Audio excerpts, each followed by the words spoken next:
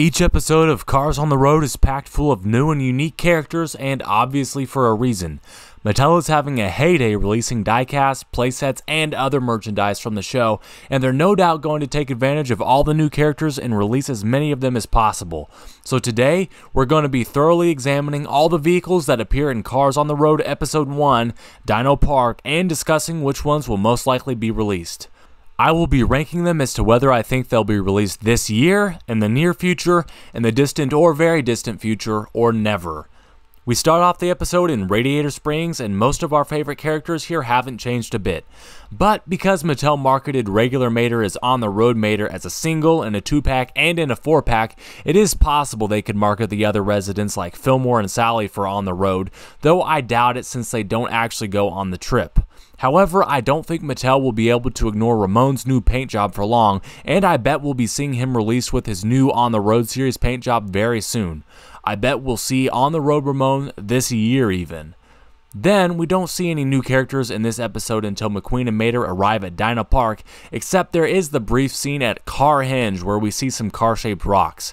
Hey, maybe they'll release them as a big multi-pack. And not happening. But I did say we were going to be thorough, guys, so I had to mention it, even though, mark my words, they're not receiving a release. Moving on to when McQueen and Mater get to Dino Park, the only dinosaurs we see at first are simply statues. Though I suppose it's possible they could release these since they released the Stanley statue. I doubt it though, since they're not really characters, so to speak. So even though they'd be cool to see, I'd say they're not going to, even though it'd be more likely than Carhenge, of course.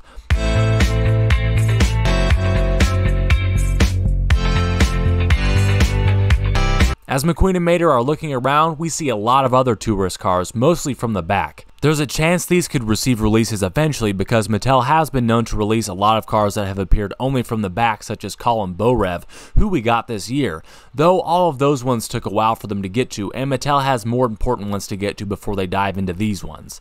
So I'd say we might eventually get some of these, but it'll be years before Mattel gets to them. Next up, we see a little dinosaur in a TV animation get eaten by a larger dinosaur, though the larger one isn't all that visible. I honestly think it'd be likely for Mattel to release the little dinosaur, perhaps even as a diecast, even though he'd be the odd one out. However, I think he'd be released way further into the future to complete the line, kind of like how the snowmobile from Mater Saves Christmas finally got a release years later. In this shot, we can see a purple SUV, however he or she appears so briefly and mostly out of view, so I doubt we'll be seeing them released anytime soon. However, before too long, we get a clear shot of a minty blue tour guide car which looks like Bob Cutlass, as well as 4 smart car children resembling Courtney Bracken, and a tourist car with the same model as Jenny Toland. I think it would be very likely for Mattel to release the tour guide car in the near future, especially since she uses the Bob Cutlass mold, and Mattel loves easy repaints. She also has a few lines in the episode making her a fairly prominent side character. Smart Cars and Jenny Toland model of car seem likely to me as well, somewhere on down the line. However, I think it will take a little while for Mattel to get to them. We also see a clear shot of the back of a yellow Mini Cooper, which I could see eventually, since it would simply involve a repaint for Mattel, though this one is probably one of the least of their priorities as of now. Just want to point out this car, which we briefly and barely see behind Mater, which to be honest, I highly doubt will ever receive a release.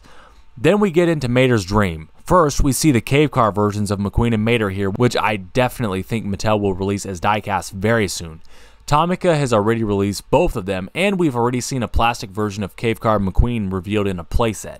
So I'd bet these are on the horizon to be released this year.